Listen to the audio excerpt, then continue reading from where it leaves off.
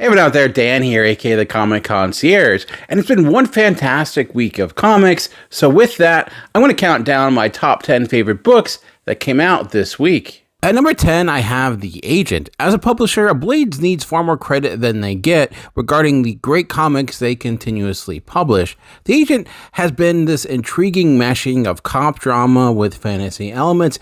No, it's not NYPD Blue within the Harry Potter universe, because the magical elements are far more muted. Part of the enjoyment of the series is slowly seeing them trickle in concepts like enchanted bullets, or now we delve further into werewolves. In this issue, we get a better understanding of how the world of magic integrates with our intelligence agencies as the threat we've been chasing becomes far more real. Fernando Dragano's art has a bit of a European flavor to it, and he excels when it comes to small, important details like setting the stage for a specific scene. As characters move from location to location, you move along with them, setting the stage with ease. One of my favorite moments is when a young girl drops a coin on the ground, and her movement is in the foreground of the scene, while the rest of the panels are stationed inside of it. An effective way of making us understand the importance of this moment and linking it to the past as well. This leaves on a solid cliffhanger as we are left to ponder who truly is the villain of the story, because it may not be who we thought. At number 9, I have Petrol Head number 5. This issue is a bit bittersweet because it was a very satisfying issue, but it's also the end of an arc, so it'll be some time until we get more Petrol Head.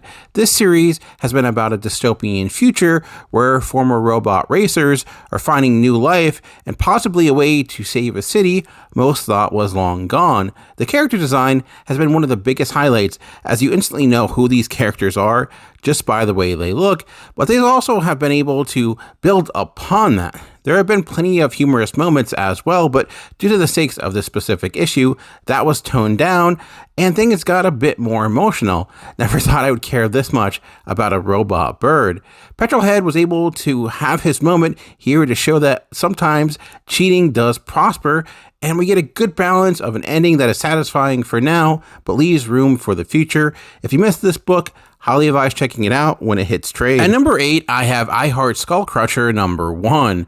There's that old adage of not judging a book by its cover, but the truth is I was interested in this mainly because of the eye-catching cover. I mean, this is comics, covers do matter, and also my experience with his creative team, of course.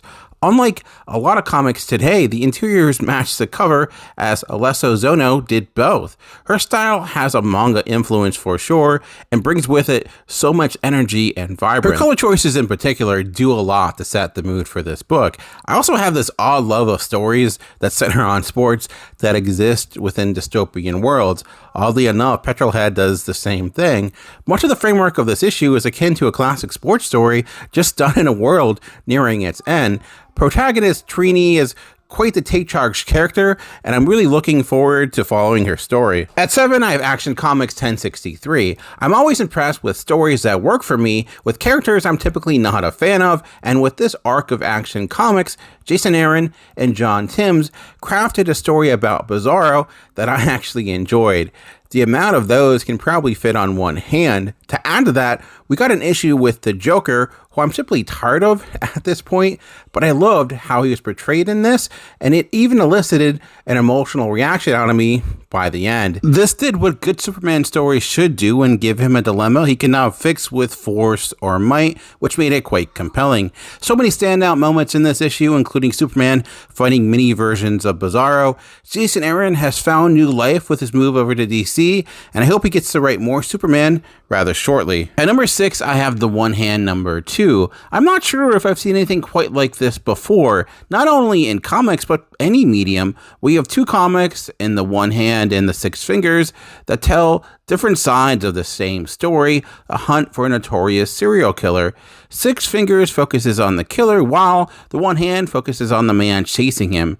Ari Nazar is your neo-noir protagonist who has seen a little bit of everything and is pondering his place within the chaos. His failures of the past continue to haunt him, and we see many cracks within the fragile state in this issue. Those cracks are easily manipulated as we see him get sidetracked after someone he cares for suffers an unflattering fate. He's a compelling character to follow as he's frustrating in the right type of ways.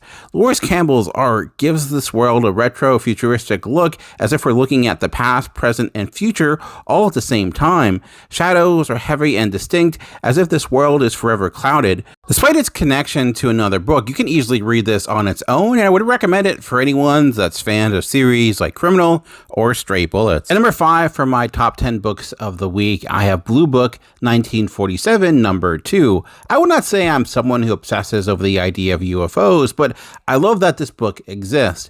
I read a ton of nonfiction comics, but the vast majority of them tend to be graphic novels. Seeing one in issue form is extremely rare, so luckily we have someone like James Tynion IV that can take a chance on a book like this, and considering this is the second volume, there must be other fans out there. The art style is pitch perfect as well. It reminds me of something I would normally see in a book by First Second.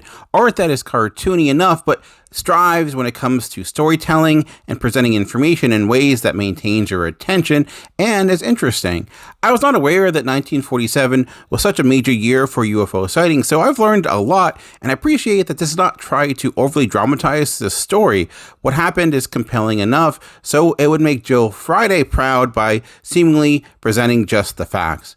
Look at me with my timely references. At number 4, I have Avengers Twilight, number 4. So this is what Daniel Acuna has been up to. After he left Black Panther, I was sad we did not see much of him. Clearly he was working on this gem. You could argue that this is the 4th book on this list that exists in some sort of dystopian future. I guess that says something about the way people currently see the present. We have seen a ton of Marvel books that exist in this type of world as well. So how does this distinguish itself? It's all in the character. Characters are having their moment to be heroes in circumstances that are as dire as ever. For example, here we see Thor show his might against a squadron of jets, but in a way that's true to his character. Plus, everything looks great as well. It is Acuna, of course. His coloring choices in particular give this series a look unlike anything Marvel is producing. If this series can finish as strong as it's begun, you can see this being one of those books people recommend to anyone that wants to try out Marvel. At number 3, I have Helen of Wyndhorn, number 1. In a week of great looking books, this may have been the most beautiful. Bilquis Everly draws the world with such a pristine line. There's a grace and gravitas to the way she depicts these characters, and when you match that with the colors of Matt Lopez, you get this world that is distinct and present, as if you're entering into a moving mosaic that is shifted into comic book form. I know Tom King's verbose style may not suit everyone, but it fits this book because everything has this throwback design. This book starts in this purposeful facade of class and culture as Helen Cole is being forced to move back into her grandfather's mansion after the death of her father, but that's not a world she belongs into, or maybe she does because what haunts her exists in a reality beyond the norm. And what's our family's connection to it? It's this expression of the power of juxtaposition, which worked wonders for this first issue. Now the question becomes, where does it go from here? At number 2, I have Dark Spaces Dungeons, number 4. I've read a lot of scary comics, but I don't think I've read one that's actually scared me, but Dark Spaces Dungeon is getting very close, especially because anything that deals with children in peril raises my anxiety instantly. This series has been this incredible cat and mouse game as a veteran agent tries to hunt down the man who's made his childhood a living hell. Despite the antagonist only saying a few words and never being seen, Scott Snyder and Hayden Sherman have made him into this force that's seemingly impossible to overcome.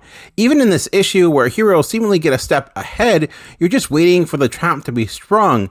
Makes for quite a tension-filled read. Hayden Sherman has stepped up his game as an artist. I've always been a fan, but his character work has leveled up in detail and craft that I've not seen before. He's always been a great storyteller, and we get some of that here for sure with creative page designs, but now he seems to have all the tools. Speaking of all the tools, at 1, I have Transformers number 6. Reading this, I wonder if Daniel Warren Johnson took a breath drawing this arc, because every page has this feverish drive to push forward and keep the excitement up. It's been this constant sprint since issue 1, yet there's still been story and character within this relentless pace. We have Transformers' story where the human characters not only don't ruin it, they help make it better. I did not think that was possible. Colorist Mike Spicer also needs some love because he's helped make this book look like it jumped right right from Saturday mornings into the page. I'm not even a Transformers fan, but I find myself giddy every time this book comes out, and it's yet to disappoint. I know we have new artists coming on next issue, but I have faith that Hori Corina will be able to take this momentum and keep it going. So those are my top 10 favorite comics that came out this week. Let me know what you think, what your favorite comics were that came out this week. Maybe there's some things that you're reading that I'm not, that I'd be happy to catch up with. And let me know what you think of this video. Really hoping to do more like this. So as always, remember the comics are for everyone. The key is finding the right one.